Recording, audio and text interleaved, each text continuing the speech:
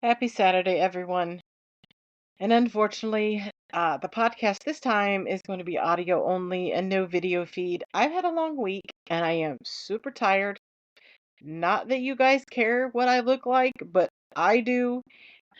Uh, I just don't have the mental energy to be in front of the camera this time around. So you get what you get. And I'm probably going to keep this podcast short and sweet. The first thing I'm going to start with is reading something that I wrote quite a few months back. It was at the beginning of the year, and I was doing this writing retreat, and we were given topics that we had to write about and just whatever um, came to our mind and we were inspired with. And most of you, if you're watching this podcast, know that I love encouraging others and just giving a different perspective. And I want to read this, and I want you to take it in with how your ears hear it.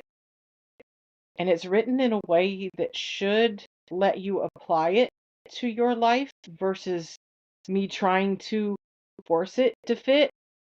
And so hang in there and listen to this, and we'll see if any conversation comes out of it after I get done reading it. Life often consists of twists and turns.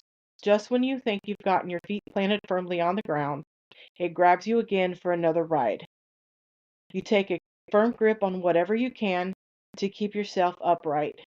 Fear and confusion sits at the base of every uphill climb, so you look for another way. You hope that there's an easier path just ahead, but you keep coming back to the same mountain.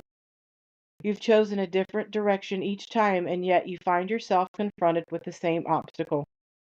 You've grown tired of trying to find the way around. Darkness has arrived, so you sit at the bottom and rest a while.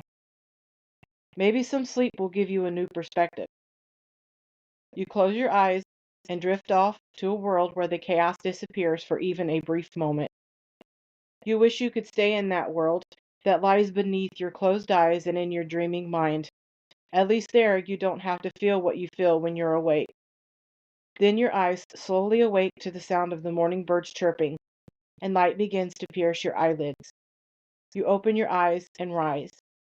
You feel a little refreshed, but then catch a glimpse of the mountain that still remains. You're still confused why you just can't get around it. You're still afraid that even if you tried to climb it, you would either get stuck in the middle or it still wouldn't lead you anywhere, just like those other paths that you took. You also think about how tiring it might be to climb up because you remember how tired you were from all the other paths you took. You look upward, and this time you decide to push past confusion and fear. You take one step upward, and then another. You look up and still have a long way to go. You look down, and you've barely made progress. You take two more steps upward. You are already starting to feel regret for trying because now you feel stuck in the middle. You can't turn around, but you don't think you can keep going. You stop for a moment to contemplate if you can change direction again, but it's impossible. You also consider just staying where you are, but you know that isn't where you belong. You gather up the courage to continue. Three more steps upward, and you see a change in the path. It's beginning to level out, and the climb gets a little easier. It's not as flat as the path at the base of the mountain, but it's at least going somewhere new. You can see a clearing ahead. You keep going even though it feels like it's taking a lot of steps to get there.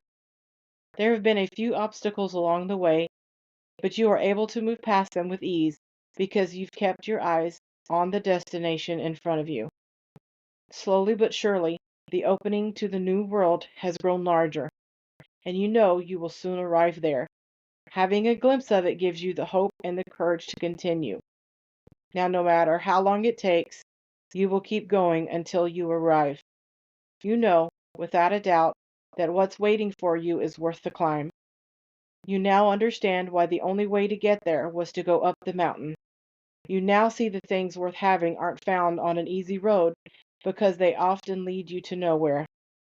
You had to choose a path less traveled to find what you were looking for.